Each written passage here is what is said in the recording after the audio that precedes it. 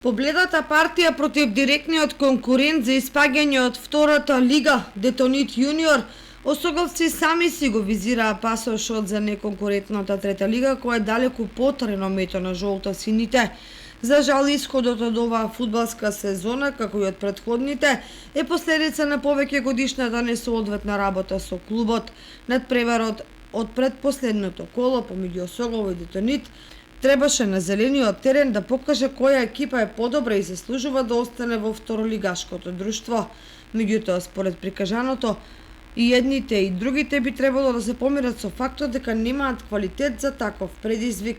Затоа и резултатот од 1:1 веројатно е најреален одраз на прикажаното. Калкулациите велат дека Осогово теоретски има шанса да остане второлигаш доколку го победи Братство, што не е неостварливо, но Пехчево би требало да загуби од тим Локомотива, што е невозможно, или Детонит да загуби од Каменица Сасаво Радовиш. Последните две кола и пресудија на слога, поремито против Каменица Саса и минималниот пораз од Беласица во Струмица, по кој виничани ја загубија водечката позиција на табелата. Максимумот што може да го извлечат во првенството е со триумф над победа да стигнат до втората позиција под услов Беласица да не победи во Гевјелија против Кожув.